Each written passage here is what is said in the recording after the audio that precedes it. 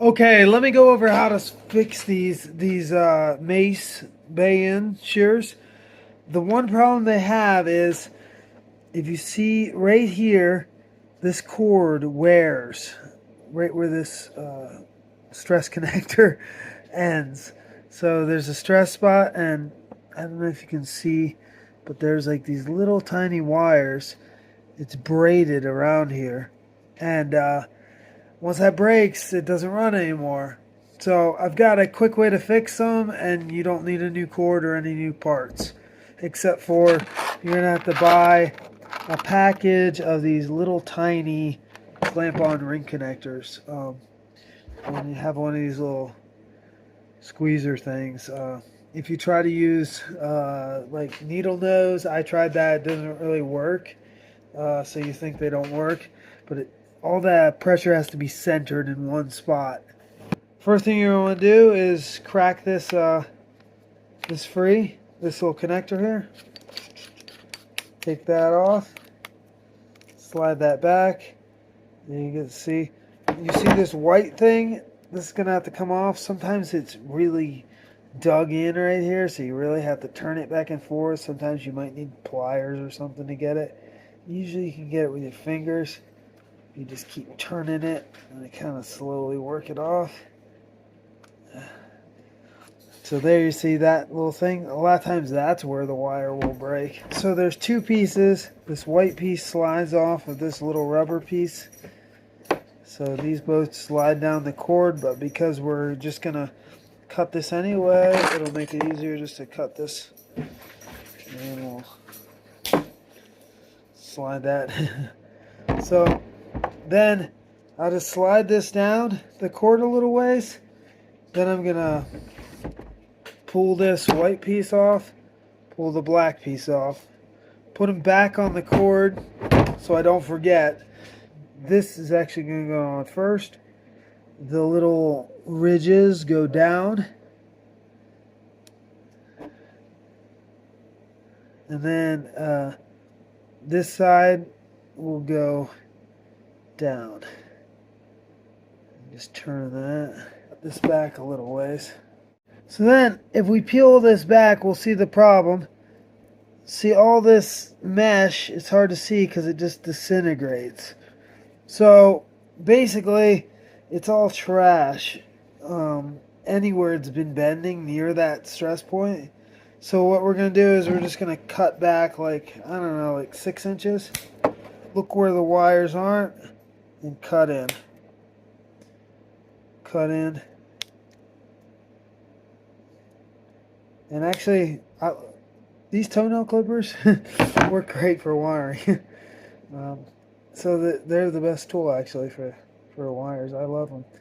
So now you can see what that should look like. That mesh, it's just a braided piece of metal, and it's not the greatest design. But I'll just peel this back a little ways. This black cover. There's some nice, well-braided mesh. The quality is a lot better. And then I'm just going to peel that back a little bit. And then you'll see that inner layer. I'm going to just cut that. Basically, you're just going to pull this braided bit over to the side. And you're going to just twist that together, make yourself a new wire. It'd be nice if they just had a separate wire, but they've braided it along the outside for some reason. Also, I'm just using scissors. I'll just cut like that, like little bit of fiber and rubber, and just try to expose these wires. Just strip these ends, and you're going to crimp on your little crimp connectors. So I like to just be gentle with the toenail clippers. Just squeeze a little bit, or if you have a wire stripper. But I'm used to doing it with these, so just strip the end about that much.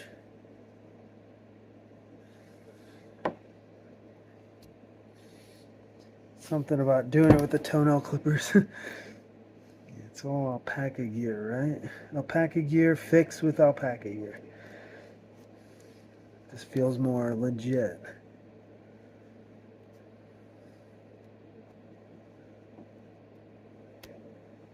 Okay, so now you've not cut into the wire. You've stripped them all.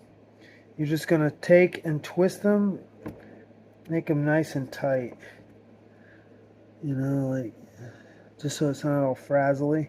So now it's real important that you get the real small size. I guess you could look at the size on this and then you know you got the right size. What is that? 22 gauge, 16 caliber, 20 CT, whatever that means. But you want it to be real small because there's not a lot of space inside these things.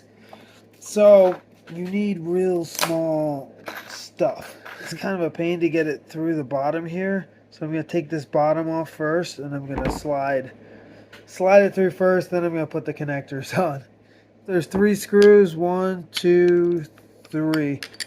And you'll just, Phillips head, just take those out. You just pull this. Be careful not to pull too hard because it's going to be wired. Oh wow, look at all that fiber. That's the other problem with these. If your clipper's ever heating up, open that up.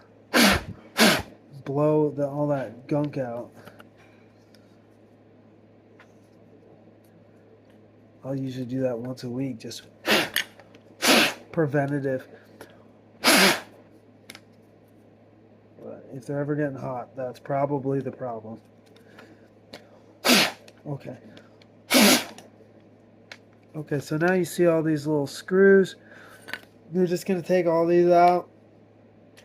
Don't worry about where they go because I'll give you a diagram that actually works. Because the diagram that comes with these clippers is completely wrong. Glue.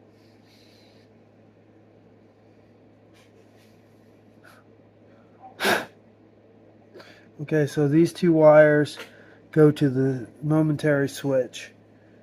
And it doesn't matter which order they're put on. It shouldn't, they just are touching together basically to turn it on.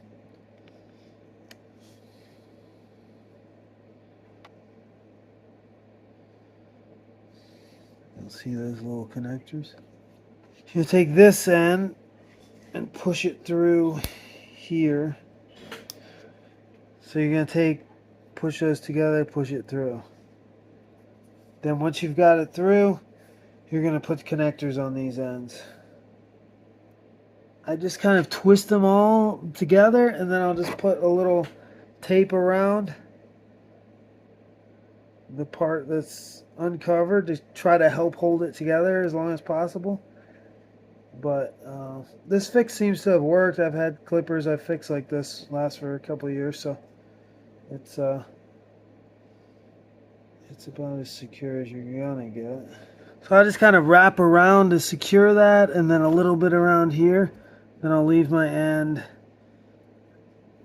and that will just make it more secure because the whole woven wire thing is a bit sketch. Then I'll slide this connector on and just push it till I can see the tip coming out. Then I'll set it to the red setting on these. I'll grab it with this red section. Open that. Make sure I'm only on the metal. Further down will be plastic, so you want to be a little higher and crimp it there. And just really get the good squeeze on it.